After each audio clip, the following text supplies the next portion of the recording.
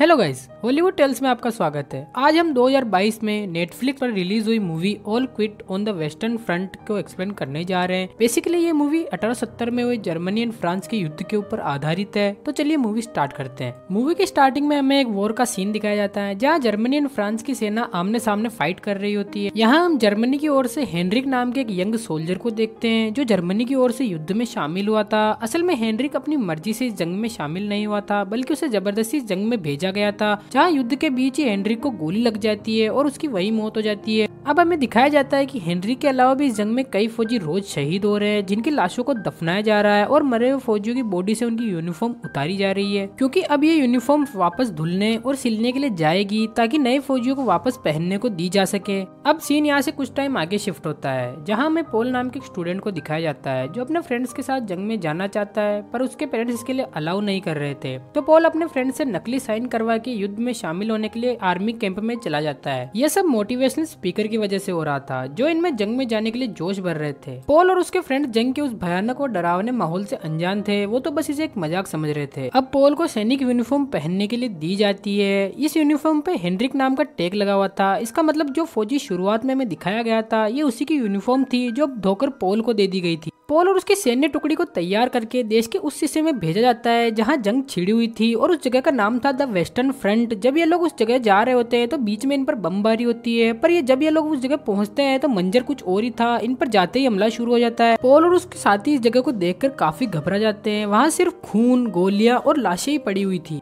वहाँ पर उन्हें एक लंबे से गड्ढे में ले जाया जाता है जहाँ सैनिकों के रहने के लिए जमीन के अंदर चैम्बर्स बने होते हैं जो उन्हें फायरिंग और बॉम्बिंग से बचाते थे। वहाँ काफी बारिश हो रही थी और आते ही उन्हें अपनी टोपियों से वहाँ भरा पानी बाहर निकालने के लिए कहा जाता है। पॉल का कमांडर पॉल को दुश्मन सेना पर रात में नजर रखने का काम देता है। रात में जब पॉल नजर रख रहा होता है तभी उसके हेलमेट पे आकर गोली लगती है, जिससे वो काफी डर जाता है। अब यहाँ से नेक्स्ट डे का सीन दिखाया जाता है जहाँ वार के बीच में उन पर दुश्मन सेना की ओर से बॉम्बिंग की जाती है। वो सब काफी डरे हुए होते हैं क्योंकि उन्हें शुरुआत में सब ये सब मजाक लग रहा था, पर वह भी सिचुएशन को देखकर काफी घबरा चुके थे। बॉम्बिंग की वजह से चैम्बर की दीवार पॉल और उसके साथियों पर गिर जाती है। उनमें से सिर्फ पॉल ही जिंदा बचता है। फिर कमांडर पॉल को उनके लॉकेट इकट्ठा करने का ऑर्डर देता है। तभी पॉल देखता है कि उसके एक साथी पर बॉम्ब गिरा था, जिससे उसकी दर्दनाक मौत हो गई है। अब मूवी 18 महीने आगे चली जाती है। इतने महीनों से पॉल और उसके साथी जंग लड़ रहे थे, पर उन्हें कुछ दिनों का रेस्ट दिया जाता है और उन्हें अपने आर्मी शेल्टर्स में भेज दिया जाता है। पॉल यहाँ पर उसके एक सीनियर केट से मिलता है और इन दोनों के बीच काफी अच्छी दोस्ती हो जाती है। देश में चल रहे जंग के हालातों की वजह से शेल्टर में इन्हें खाने की काफी कमी होती है। तो एक दिन केट और पॉल एक प्लान बनाते हैं और एक फार्म से एक बतख चुरा लाते हैं। फार्म हाउस का मालिक उन पर फायर करता है, पर वो बच जाते हैं और इतने महीनों बाद पॉल उसके साथ ही ढंग का खाना खाते हैं। सीन यहाँ से आर्मी हेडक्वार्टर्स में शिफ्ट होता है जहाँ हमें आर्मी का चीफ दिखाया जाता है, जिसे उसका ऑफिसर आकर बताता है कि सर, हमारे जंग में अब तक 40,000 से ज्यादा फौजी शहीद हो चुके हैं। पर वो आर्मी जनरल बहुत ही ज्यादा सेल्फिश और खड़ूस होता है और उसे इस बात का कोई भी फर्क नहीं पड़ता। वो आराम से बस ऑर्डर देता है कि ज्यादा से ज्यादा फौजियों को भर्ती किया जाए ताकि वो ये जंग जीत सके।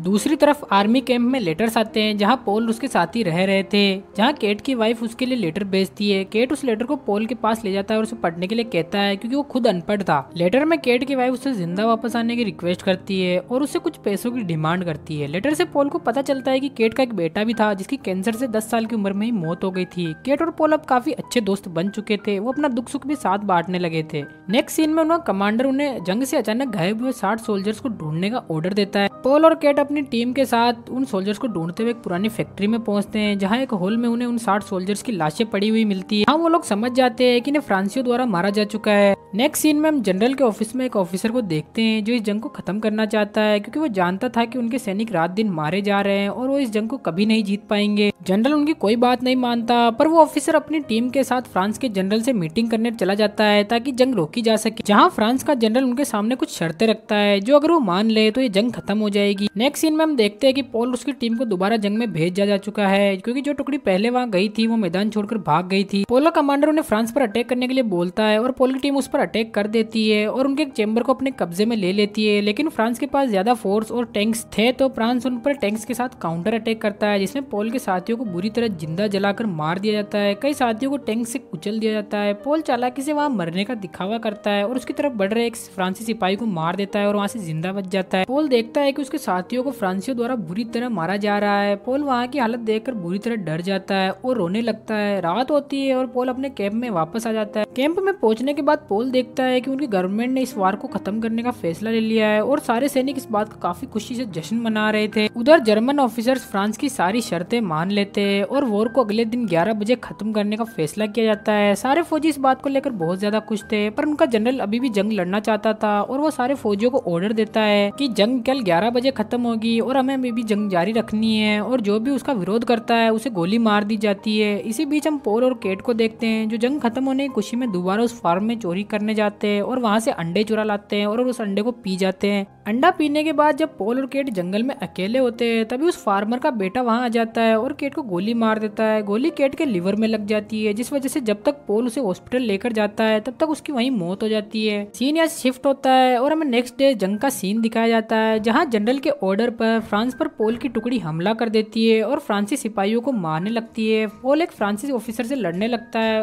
पर पीछे से एक दूसरा सोल्जर आकर पोल के सीने में चाकू घुसा देता है। चाकू लगने की वजह से पोल काफी ज्यादा घायल हो जाता है और फिर लड़खड़ाते हुए चैम्बर से बाहर आ जाता है और एक जगह बैठ जाता है और बैठे बैठे वहीं उसकी मौत हो जाती है। अब यहाँ हम पोल के साथ एक नए लड़के को देखते हैं जिसे उसका कमांडर मरे हुए फौजियों की लॉकेट कलेक्ट करने का ऑर्डर देता है ताकि मरे हुए फौजियों की बॉडी उनके घर तक पहुंचाई जा सके। वो लड़का पोल का लॉकेट निकालता है और इसी के साथ ये मूवी यहीं एंड हो जाती है। इस मूवी में एक फौजी की दर्दनाक हालतों को बताया गया है जो वो जंग के दौरान झेलता है। मूवी पसंद आई हो तो वीडियो को जरूर लाइक करे और चैनल को सब्सक्राइब करना ना भूले। Thanks for watching.